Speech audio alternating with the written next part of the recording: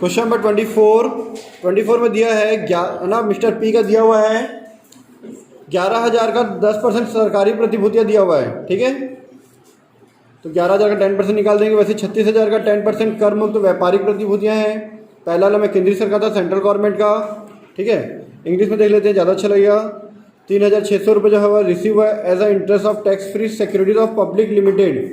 अगर tax free securities है, कर मुक्त सिक्योरिटीज अगर उसका होता हो, गवर्नमेंट का होता तो टैक्स फ्री रहता है वो, पर इसका तो ग्रॉस अप कर लेंगे हम लोग। उसके बाद फिर पॉइंट नंबर 4 दिया है 4,000 receive as interest on UP government securities, उसमें टैक्स फ्री नहीं लिखा है। फिर 3,600 receive as interest tax free securities of a company, 35,000 सब दिया हुआ है। नीचे आप एडजस्टमेंट में देखेंगे तो चल मैं बताता हूँ, है ना। नीचे एडजस्टमेंट में देखोगे तो लिखा हुआ है कि सीमेंट कंपनी में परचेस करने के लिए 25,000 का लोन लिए हैं 15% के हिसाब से, ठीक है। और ये जो लोन है हम लोग अपने फ्रेंड से लिए हैं। फ्रेंड कहाँ रहता है? बहरीन में रहता है। बहरीन मतलब भी आउट ऑफ इंडिया, ठीक है। और वहाँ पे TDS नहीं कटा है। TDS नहीं कटा है तो कोई भी छूट नहीं मिलेगा, ठीक है। जैसे हम लोग ब्याज लोन लेते हैं तो लोन का इंटरेस्ट हम लोन माइनस करते हैं ना लास्ट में आंसर पे, यहाँ पे माइनस नहीं होगी, वहाँ पे TDS नहीं कटा इसीलिए, ठीक है। क्वेश्चन नंबर 24,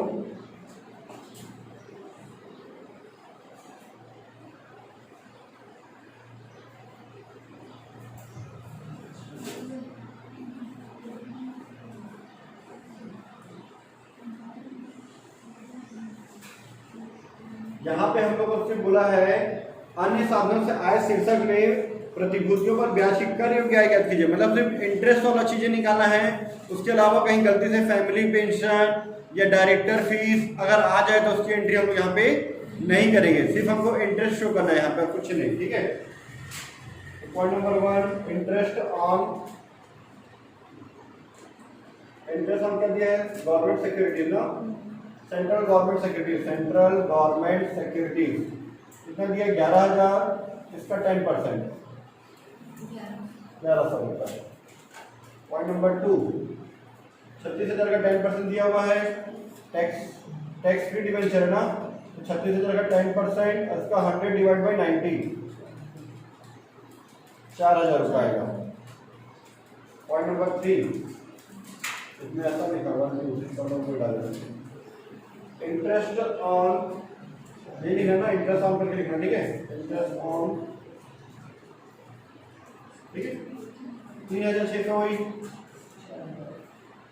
इसमें भी कर मुक्त दिया, टैक्स फ्री वाला दिया था 100 डिवाइड बाई 90, 4,000 रुपीज।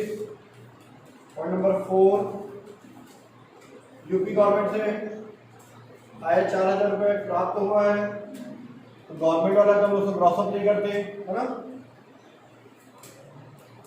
एक कंपनी से कर मुक्त प्रतिभूति में 3,600 रुपये दिए, तो 3,600 का कर मुक्त है, तो टैक्स फ्री वाला है तो उसको क्या करेंगे हम लोग? क्रॉस अप कर देंगे, 4,000 आ जाएगा, ठीक है। फिर सीमेंट कंपनी से 35,000 का 11% निकाल दो, 3,580, 3,850, 3,850, ठीक है।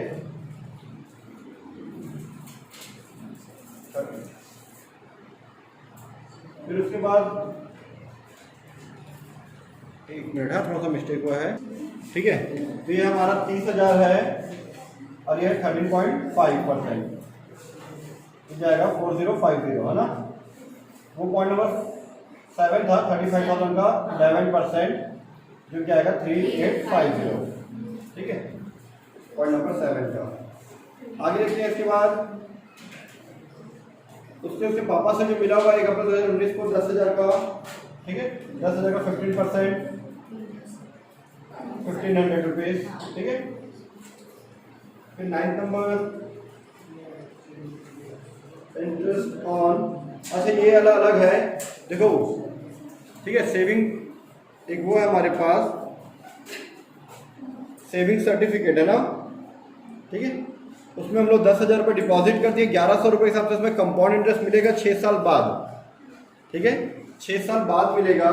उसको वर्किंग नोट देख लो, वर्किंग नोट वर्किंग नोट।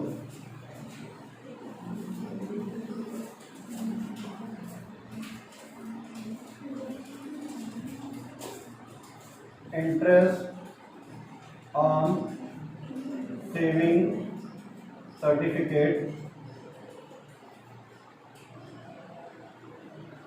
ठीक है, ऑफ 2018-19 18-19 का। अभी हम लोग 19-20 का नहीं निकाल रहे हैं, 18-19 में जमा किए हम लोग 10,000 रुपये। ध्यान से देखना ना, 10,000 रुपये हम लोग जमा किए 18-19 क्या फिर इसको लिख सकते हो प्रीवियस ईयर 18-19 ना, प्रीवियस ईयर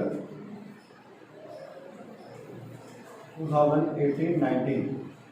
देखो उसमें डेट दिया हुआ है ना, ठीक है, 1 अप्रैल 31 मार्च 2018 को, 31 मार्च 2018 मतलब उसके एक दिन बाद का डेट 1 अप्रैल 2018 से 31 मार्च 2019 तक। हम लोग का ये साल नहीं चल रहा, हमारा प्रीवियस ईयर है 19-20, हमारा जो प्रीवियस ईयर है 2019-20 है, ठीक है। असेसमेंट ईयर है 2020-21, ठीक है। 10,000 रुपये का इंटरेस्ट है, 10,000 रुपये निकाल लो आप, 10,000 का 11% यह जाएगा आपका 1,100 रुपये, ठीक है, हो गया। फिर टोटल अमाउंट कितना हो गया आपका, हाँ ठीक है। टोटल अमाउंट इन डेट डाल देते हैं 31 मार्च 2019, कितना था 10,000 प्लस 1,100 रुपये, ये जाएगा 11,100 रुपये, ये पिछले साल का था, ठीक है। अब 2019-20 में कितना होगा इसका इंटरेस्ट, हाँ, interest on saving certificate of previous year, आ रहा ना, कवर करना होता है, ठीक है। तो ध्यान दूंगा मैं, प्रीवियस ईयर 2019-20, ठीक है। 11,100 जमा है हमारे खाते में। ये पैसे आपको मिलेंगे नहीं, ये पैसे 6 साल बाद मिलेंगे, पर आपका तो हर साल आपका इनकम बन रहा है ना। पिछले साल आपका इनकम 1,100 बना, ये पैसा मिला नहीं है, अभी अकाउंट में डिपॉजिट हो गया, ठीक है। 10,000 था, 1,100 रुपये आपका इंटरेस्ट बना, डिपॉजिट हो गया, तो कितना हो गया 11,100 रुपये। अब 11,100 रुपये का 11% आप निकालोगे तो आया सर 1,221 आएगा, ठीक है। ये आ गया आपका 1,221 रुपीज़, ये इस साल की इनकम आपके 1,221। ये पैसे भी आपको नहीं मिलेंगे, ये पैसे फिर से इसमें ऐड होकर तीसरे साल का इंटरेस्ट मिलेगा। फिलहाल हमको 2,000 आगे तो नहीं जाना, हमको 19-20 का निकालना था 19-20 का, तो इस साल की इनकम कितनी है, इतनी रुपए, ठीक है।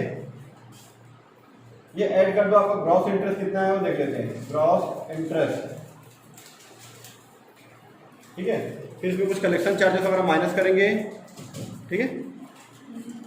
देखना 27,721 आपका ये ग्रॉस इंटरेस्ट आ गया, ठीक है। लेस करेंगे इसमें कलेक्शन चार्जेस, और जो अपने फ्रेंड से जो लोन लिया है, लेकिन लोन जो अपने फ्रेंड से लिया है उसमें TDS नहीं कटा है, तो हम यहाँ पे इसको माइनस नहीं करेंगे, ठीक है। कलेक्शन चार्जेस कितना दिया है, 1.5 दिया है ना, तो मैं इसका 1.5 मतलब यहाँ पे 1.5% 1.5% कलेक्शन चार्जेस बस माइनस होगा, कलेक्शन चार्जेस, ठीक है। ग्रॉस इंटरेस्ट पे बोला है ना, सकल ब्याज पर, शुद्ध ब्याज पे नहीं बोला है। अगर शुद्ध ब्याज पे बोलता तो जो आपका TDS करने के पहले जो था ना 3600, मतलब TDS करने के बाद 3600 जो दिया है, मतलब इसमें जो टैक्स करने के बाद का पैसा जो होता है उसका निकालेंगे, जब नेट रियलाइजेबल वैल्यू बोलता है या शुद्ध पे बोले, ठीक है। अभी हमको ग्रॉस बोला तो इसी पे निकालेंगे, इसका 1.5% निकालो, कितना आ रहा है। अब हम लिखेंगे यहाँ पे जो सेविंग सर्टिफिकेट पे जो इंटरेस्ट मिला है हमको 1,221, ये पैसे हमको अभी अकाउंट में नहीं मिले, ये पैसे 6 साल बाद मिलेंगे, 6 साल पूरा होने के बाद मिलेगा। तो ये पैसे हमारे अकाउंट में नहीं आए हैं, तो इस पर हमारा कलेक्शन चार्जेस नहीं लगेगा। ये आपकी इनकम जरूर है, पर ये आपको बैंक में आया है क्या, नहीं, तो बैंक वाला से कलेक्शन चार्जेस काटेगा क्या, जो आपको अकाउंट में आया है उसका कलेक्शन चार्जेस बैंक वाला काटेगा, ठीक है। तो उसको नोट नंबर 2 आपका जो दिया हुआ, देखो उसमें आपके नोट नंबर 4 में दिया हुआ है, वो यहाँ पे आप लिख लेना, नोट नंबर 4 में जो दिया उसको लिख लेना।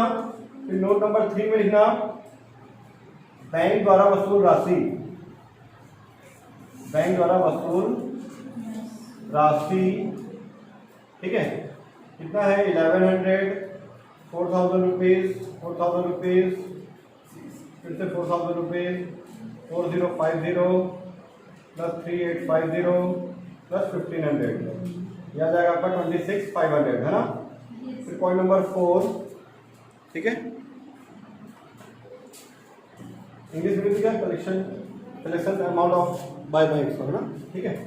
फिर क्या लिखेंगे, कलेक्शन चार्जेस, ठीक है, या फिर क्या बोलते हैं वसूली पे, ठीक है। कलेक्शन चार्जेस 26,500 का 1.5%, जब भी कहीं भी निकाल सकते हो लिखे तो हो, यहाँ पर आपको निकालने की जरूरत नहीं है, कलेक्शन चार्जेस लिख देना, निकाल दो 26,500 का 1.5%, 398 रुपीज़, 398 कर दो और माइनस कर दो, आंसर आपका आ जाएगा कितना आया, 27,323 रुपीज़ आपका आंसर आ गया, ठीक है। और इसके अलावा 2-3 नोट्स और आपके एग्जाम्पल में दिया हुआ है, सॉरी हिंट में दिया हुआ है, उसको आप लोग लिख लेना।